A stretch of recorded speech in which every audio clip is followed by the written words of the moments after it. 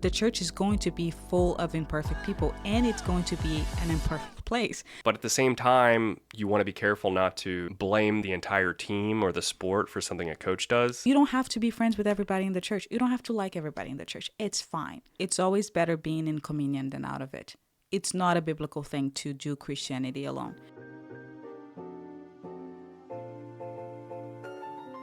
Hey, what's up, guys? Welcome back to the Gen 180 podcast, a place where we go deeper, talking about our faith. I'm Josh. I'm Anna. And today, we're talking about church hurt. We're going to have an honest conversation about it. What is church hurt?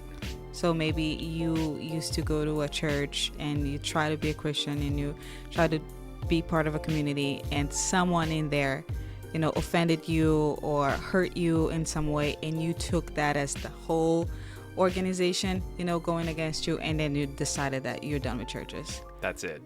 I'm out. Yeah, it's the kind of hurt that makes you turn away completely from the church. Okay, could it be someone that maybe is still going to church, but they just kind of withdraw from community? Yeah.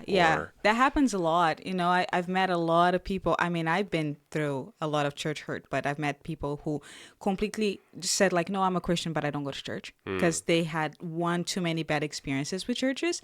And I've met people who just changed churches, or they just, used to be part of that group, that department at the church, and they couldn't anymore because he was like, oh, these people were gossiping about me, or someone in there said something that really hurt me and I no longer wanted to serve with them, something like that. Makes sense. I've had a lot of conversations with people, and I will consistently eventually bring up faith because I'm curious, what their opinion is of God and of faith and spirituality.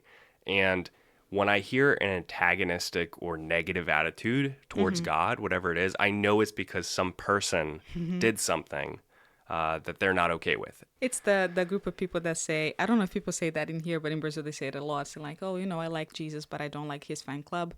So you have like this vision like, oh, I believe in God, but you just really don't like Christians. And that's different than just like you see, these scandals online of big mega churches with money, or there's a lot of like cheating on their wives, and like, you are not part of that church. You're just seeing that online or on TV and you go like, oh, these churches are the worst. That is not it. Like, what we're talking about is you go to a specific church and you personally go through something that you didn't expect. You expected those people to represent Christ. You expect those people to represent God, or whatever you think God is.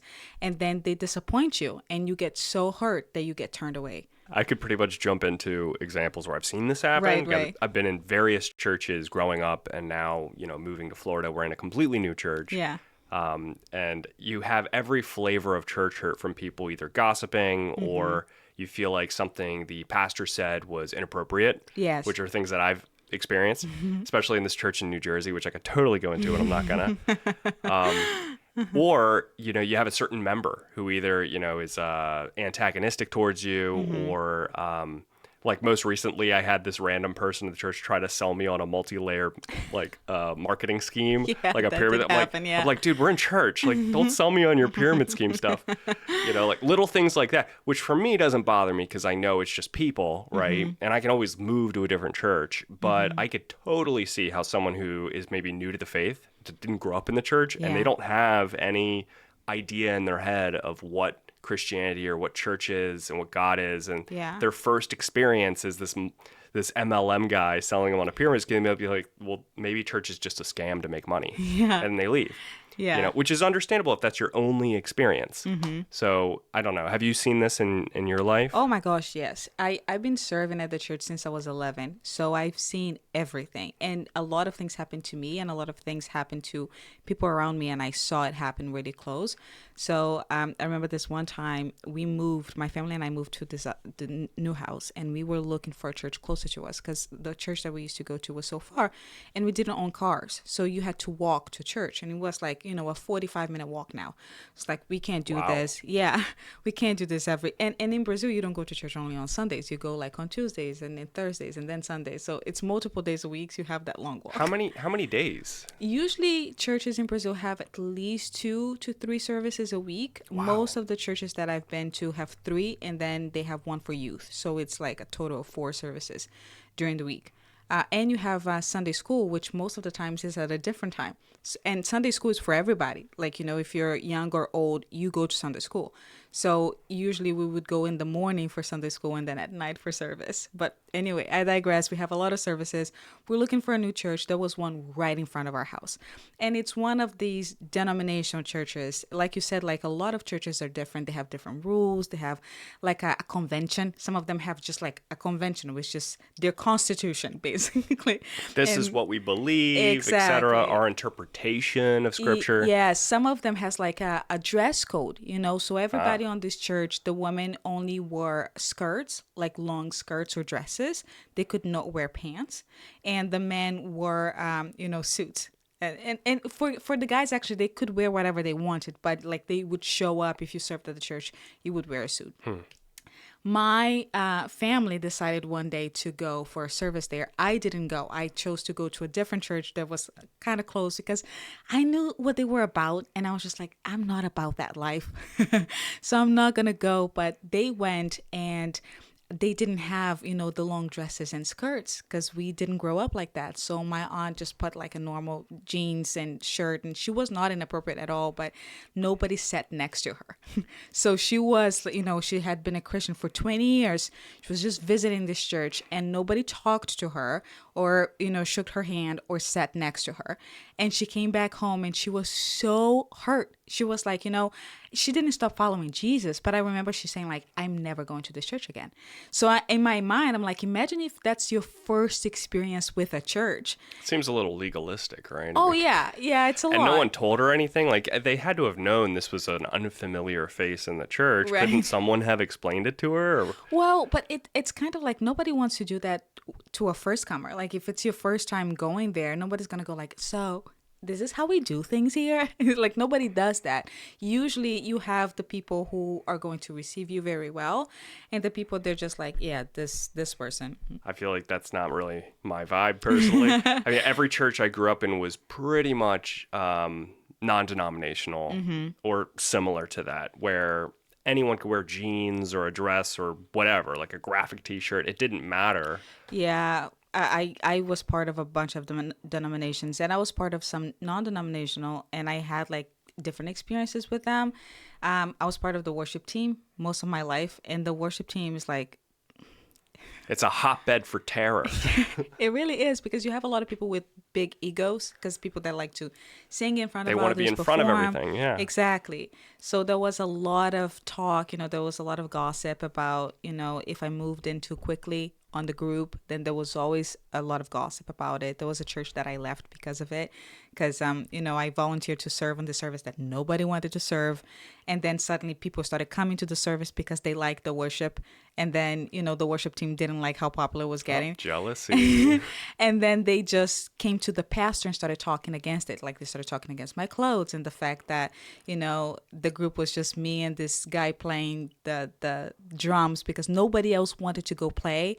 And then they were like, she's a girl rehearsing alone with a boy. And it was just like, we literally are the only people who want to do this. Like, just come. And then, they had to send someone to oversee us. And it was a whole thing. And at some point I was like, it's not worth it. Like, it's just not worth being here because this group hates me. And it was nothing but they just wanted to keep the status quo, and we were doing something a little different. It was probably, if I could put on my psychiatrist hat, it was probably just one or two women who felt sexually threatened by you. That's what it was. So there's a lot of that, and there's a lot of just like, a lot of gossip, a lot of judgment, and you see these little talks behind everybody's back. And if you're new to the church, you look at that and go like, these people are toxic. Like, I'm not part of this. But for me, I grew up in the church, and I knew that there were more people that were good than there were people that were bad, more people incentivizing me and being on my side, including the pastor. I remember the pastor saying like, don't listen to this. I know it's very hard. And it would make me a little mad because he wouldn't do anything about it. These poor pastors, because I feel like, what kind of standard can you hold as a pastor? Because if gossiping is the standard for like removing someone, there'd be no one left. Or, or if, I don't know, you have to have some sort of standard as a pastor. But at the same time, who's holding the pastor accountable? Hopefully it would be deacons or other people in the church, elders, or whatever, like a checks and balances. Yeah, it's harder, I think, for church hurt when it comes from leadership. when you have a problem either with your pastor or with your leaders and you feel like that was not fair, like that was not just.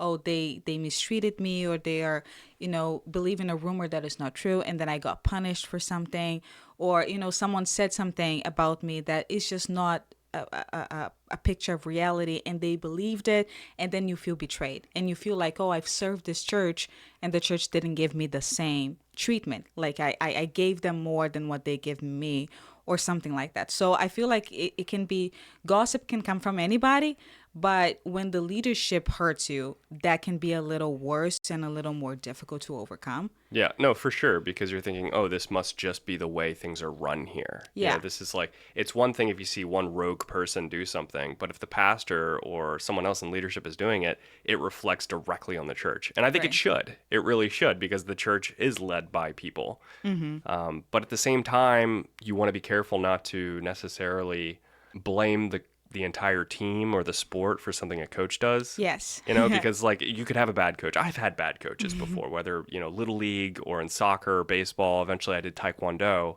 I had a really bad coach in taekwondo. Yeah. That did some really dumb things. And it really turned me off from it for a little bit. But I didn't blame the sport, Right. and I didn't blame my team members. I just really didn't like this one guy. Yeah, it's the difference between having a bad boss and being in a bad company. Like there are companies that you're there and you can work 10 years for the same company. They're never going to give you a raise. They're never going to, treat you a certain way because their culture is just not what you want it to be. And sometimes you just have one bad boss and you change teams and it's like, oh my gosh, this boss is great. Like this team works because the company does allow all those things to happen, but I was just under a person that was not a good fit. So I think it's one of the things that we can do to avoid church hurt or to, be healed from it is recognizing which one is it? Is it the whole church? And they just have a culture that is not for me. The people that only wear skirts, they weren't doing anything wrong. It was their culture. It was just not for me. I was just like, this is not the vibe, but it was a huge church. It was the vibe for a lot of people. So recognizing like, is it the whole church? I'm just going to move churches. I'm just going to look for a different group. Or is it, like you said, just a bad coach, just the one person? And if it is, maybe, just maybe, you can try different things. You can try talking to that person or trying to talk to the leadership about what's happening. Like, I'm on this very uncomfortable situation. I've been on uncomfortable situations like being a woman serving, and then there were like creepy guys and they were in the leadership. It's like, this is kind of uncomfortable because they do these things and they're inappropriate and they have a position of authority. So you can try to solve that differently than just, you leave the church and you blame the whole church because of it. What would you say to the person that is trying different churches and trying different denominations and really trying to find their fit, but they feel like wherever they go, they just keep getting hurt by either what is said or the culture or something maybe that the church takes a stance on politically and is just constantly bothering them everywhere they go? What do you do? Yeah, I think that a good thing to do for anybody is to be honest about the expectations that you have on the church, because the church is not God. Now, you are part of the church and you are imperfect because we are all sinners. So the church is going to be full of imperfect people and it's going to be an imperfect place. So it's not really fair or realistic at all to expect a perfect church. So you have to define, okay, what are the deal breakers? Just as in a relationship, you find a person and that person is not going to be perfect, but you find the things that you can deal with. And that's the person that you're going to date. That's the person that you're going to marry. That's why the church is called the bride of Christ. We are on this relationship with God, but we're not perfect. And the same thing is true for a single person looking for a church community. You have to recognize that the church is not going to be everything for you. God is going to be everything. And he's dealing with the church the same way that he's dealing with you. So there's going to be a lot of people stumbling in the church in their walk with God the same way that we stumble too. So recognizing that the church is a place full of imperfect people, so it is going to be imperfect in many different ways, is the first step. Just take that out of the door. You're not going to find a perfect church. But then you can define what is essential in a church. So for me, for instance, it was always essential to find a church that knew how to worship. So like the worship team can have, freedom and they preach the gospel every day. So every day that we go there, it doesn't sound like a motivational speech. Right. You know what I mean? Something that just sounds good, but you're like, wait a minute, he never opened the Bible, though. Exactly. Like that was essential to me. As long as they're preaching the gospel and people are passionate about worshiping and about missions, because that's like something that I really It's the Great Commission, right? Right. You're worried about the people outside more than the people from the inside, and you're trying to go, whatever going looks for you. That was my essential. So if I don't like, the child pastor, or like that one preacher is not great, or this one person really bothers me, I don't care. As long as those essentials for me are there, because then I can dream with the church. I can help it make it better. If there's something that I don't like about a church, but I still can recognize it's a good church in its bones, then I can be part of it and I can improve it. It's not a good thing to just like go everywhere judging everybody while I'm not doing anything to help. I'm not being part of it. I'm not trying to improve it. I'm not trying to serve. I'm just judging everyone and saying, you're all doing it wrong. I want it to be better when I'm not offering anything. Yeah. Yeah, that makes sense. And there could also be like the last person who just theologically disagrees with something in Christianity, and they find like they're going to church because they feel a spiritual pull towards God, and they're like, oh, well, I just don't like what all these different pastors are saying. Even if they all say it in a different way, there could be some deep theological point that you just don't personally agree with. Yes. And then that comes down to your own relationship with God, and who are you going to believe? Yourself and your own values and your morals, or are you going to align with the values and the morals that God has put in the Bible? Yes. And that's the whole idea behind it. It's what are you going to choose? Yeah, that happens a lot. Just people that you get, you think that the church is against you, but you're just feeling conviction. What we in the church call conviction. You go to the church and it feels like the pastor's talking to you. The pastor has never seen you in their lives. Like they know nothing about you. But I have literally been accused of that. One time I was preaching at this church in Brazil, and this guy got really mad. And he left. I don't even remember his name. I knew that he came to church sometimes because I saw him. It was a small church, like 70 people. And he left after the service and he didn't talk to anybody. And then days later, I heard from someone that he was angry at me because I was talking about his life. That someone told me what was happening on his life. And I was just there on the stage talking about him. And I had never ever talked about this guy to anybody. I didn't know his name, where he came from, nothing. I was just preaching the gospel. But he felt some conviction, and he was like certain that I was there talking about him. So like it's good to recognize, like you said, the Bible talks about this, and I feel like this pull, and it's very uncomfortable, and it's telling me to change, and I don't want to, and I don't agree with it, and like I don't understand why the Bible talks about it, and I have a different position. Well, that's okay, but that's a problem that you have with the author of the scripture, which is God, not with the person preaching it on the stage. Right. That's their job. They're going to be judged if they don't preach it the same way that you're going to be judged if you follow it or not. That's good. It's deep conviction is basically just a real good sermon. It's like we should feel that because none of us are going to be perfect. Yeah. And so we should at some point in church feel conviction. And if we don't, it probably means that you're either at the wrong place or you haven't been paying attention. Honestly, I think so. I think it's a good way to look at life. Like if you go to church many services and you don't feel any conviction, then like you said, like either they're not preaching the gospel or you're not getting it, and that none of those things are good. So you should be bothered. You should feel like there's so many things that I need to change. And that's not a bad thing in any area of your life, whether or not it's your job, feeling challenged at times, and that's where you can grow. Right. Or in your relationship with all your friends, are they keeping you from developing and being a better person? Mm-hmm. Or are they actually in some ways challenging you, like, hey, that was weird what you said about this, or, like, don't be weird. Or your spouse, same thing. Like, are they making you better, or are you just really comfortable in that relationship and nothing's really progressing? And then if you're not progressing, you're stagnating. And if it's a river, which I really think most relationships are a river against the river of time, if you're not doing anything, you're basically going to fall downstream.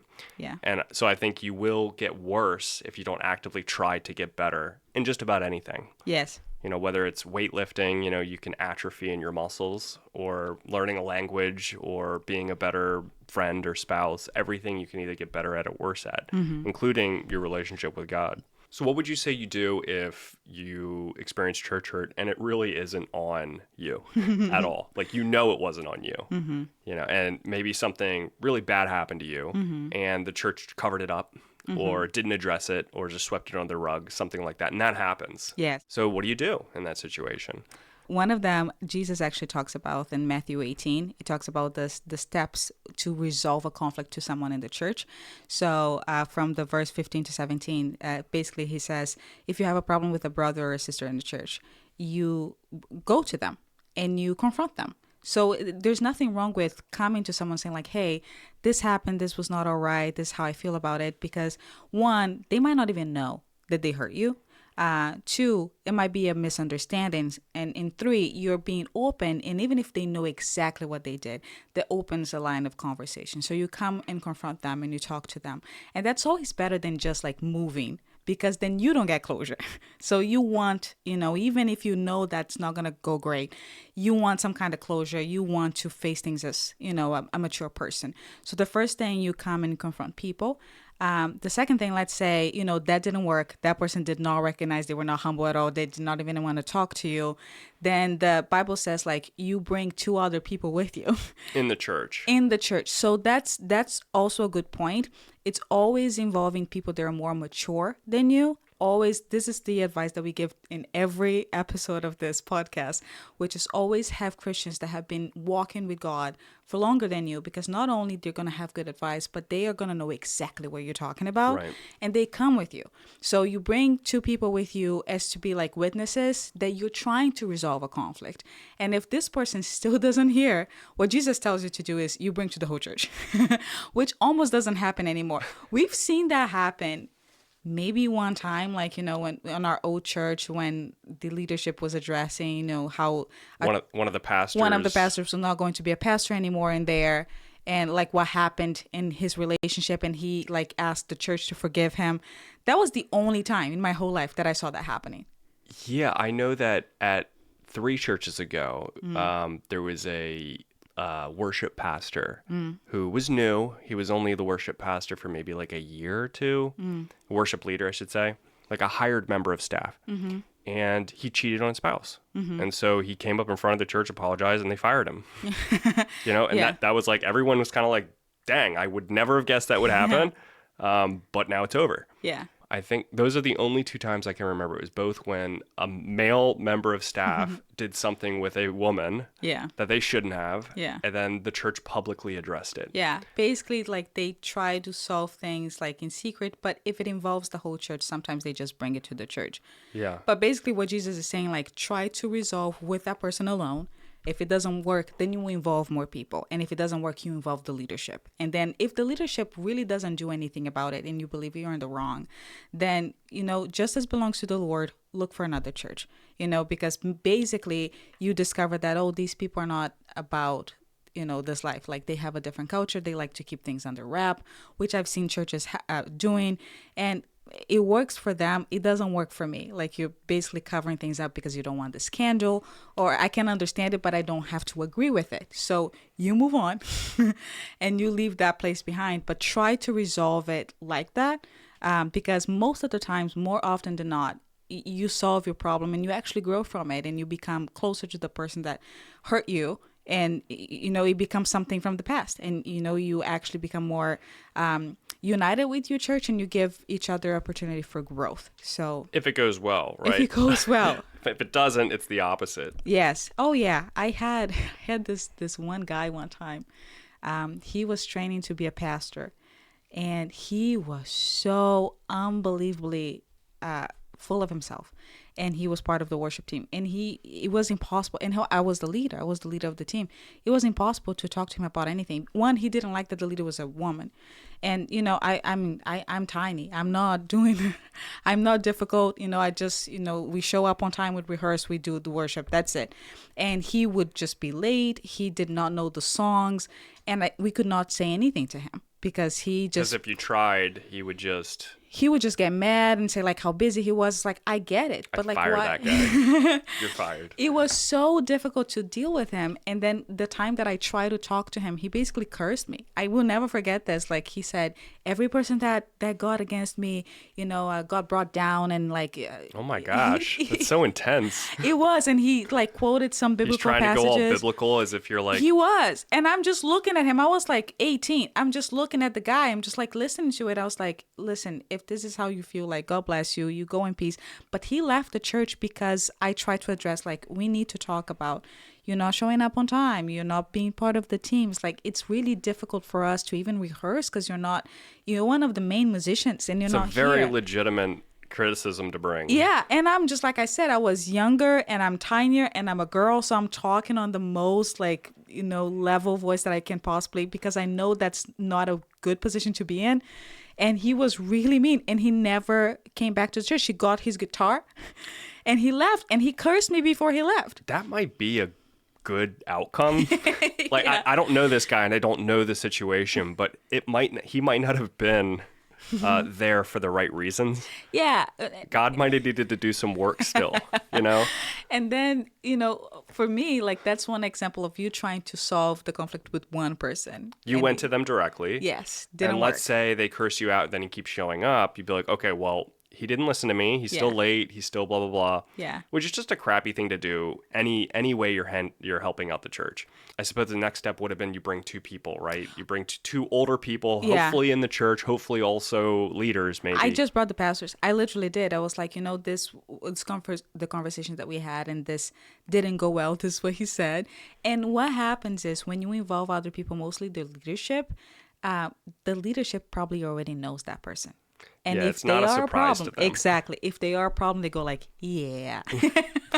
So it's good to involve other people because they can legitimize your feelings. Like, oh yeah, you're dealing with this person. They do this all the time. It's so I feel so bad for pastors sometimes because I'll be like, okay, this is there have been smaller churches I've been in, bigger churches I've been in, where I'm like, okay, it's a great church.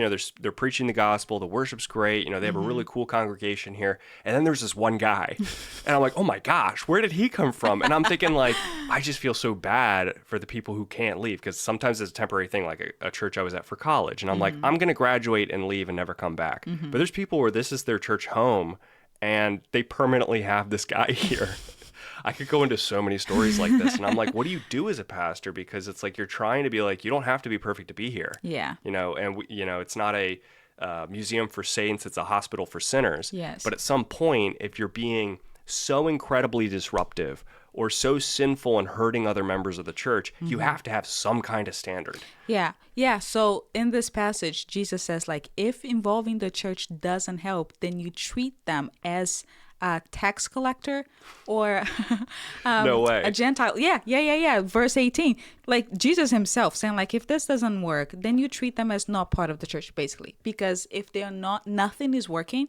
And like you said, they're disrupting everything, and they're not listening to leadership, and they don't have any consideration towards you or your other sisters and brothers in Christ, then what's the point? Like, really? So on the 17, he says, if he refuses to listen to them, tell it to the church. And if he refuses to listen even to the church, let him be to you as a Gentile and a tax collector. Oh, that's low. A tax collector is basically, you call them like a bad name. You curse them out.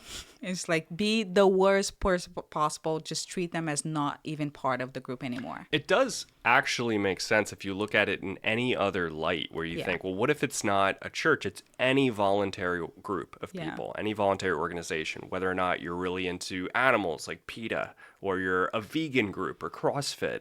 If you show up to a vegan group and you're constantly eating a Five Guys burger, they're like, okay, it's his first time, maybe he's weaning off of the old hamburgerooski. But if it's like a year in, you're like, bro, this isn't what we do here. Yeah. And if you have no desire to be part of the group and follow those rules that are very blatantly the rules of the group, it's like, you're not part of this anymore. Yes.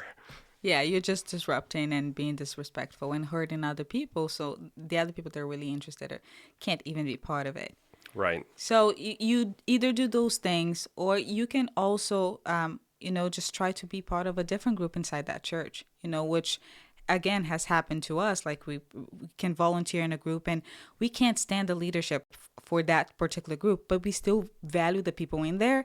Like, oh, that person is really annoying, or I don't like the way that they talk, I don't like the way that they sound, really don't like this person at all. But it's more like a private like feeling. I would never want to talk to them, but they're really, really good as a youth pastor or so, but they're just annoying to me. Yes. Or something like that. But Yeah. every part of the church is still, it can have value. You know? Exactly. So just like move to a different part. That's there because the Bible says that we are all part of a body. And as a normal body, not all parts are going to be the same. We can't all be a hand. Like someone has to be the appendix. Someone has to be the foot. Yeah, someone has to be something that you looks like, why are you even there? But they do have a function. So I understand like there are people in my life right now that I can think of that have offended me.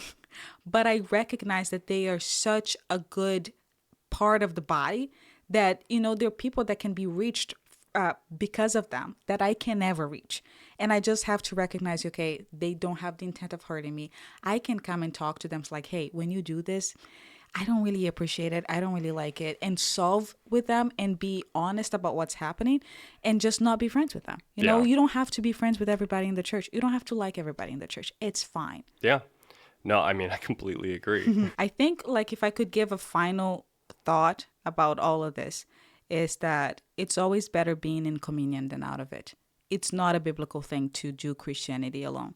So if you're a person that went to a few churches and you really didn't like it and you decided to follow Jesus by yourself, that's a no. Like you can't do that. The Bible has so many verses telling people to congregate. In Hebrews 10:25, the Bible says, not giving up meeting together as some are in the habit of doing, but encourage one another, and all the more as you see the day approaching. And then in Colossians 3:13, it says, bear with each other and forgive one another. If any of you has a grievance against someone, forgive as the Lord has forgiven you. And the Bible goes on and on and on all the importance of being together. And even if you hurt each other, even if there are people there that you don't agree with, and even if you go through a situation that is not pleasant and you have to solve and it's kind of uncomfortable and you have to grow from it, it's better to walk together than alone. Because the church does keep you accountable, because there are more people there that will help you more than harm you. Right. And it's harder to see yourself in a good light, in an honest light when you're alone, because then you're going to be your only judge, you and the devil, basically. It's not a good situation to be in. It's not a good situation to be in. Plus, you get weird if you're just alone all the time. Let's be honest, you get weird. You're not around people. You're not like, bro, that's weird. Stop doing that. It's like someone who hasn't been in a relationship in a long time and they live alone and like they kind of have a different Quirks. smell. Yeah, they're quirky and their house like has a scent but they don't know. They have no idea. Because nobody goes there. It's been that way for 50 years, And then someone else walks in and goes like, whoa, this is weird. And immediately they know. It's the same for, if you're a Christian, if you're trying to walk with God, then you need other people trying to do the same. And just being humble enough to recognize, yeah, this church is full of people that are imperfect, but so am I. And that's why I'm here. Like, this is the place that we all get better together. That's a better view than just like, I can't bear the church and, I'll just do my own thing, because that's a recipe for disaster. And that's a recipe for you to be more isolated, to be more, out of tune with what God wants from you, and really not having a community that can lift you up and help you walk a better walk of faith. Oh, that's good. All right. I think that was a good place to wrap it up then. Mm-hmm. But yeah, thank you guys for listening. If you've made it to the end, you are an MVP. Well, leave your comments down below and let us know if there's any other topics you want us to cover next. Mm-hmm. But until then, we will see you guys in the next video. Bye. Bye.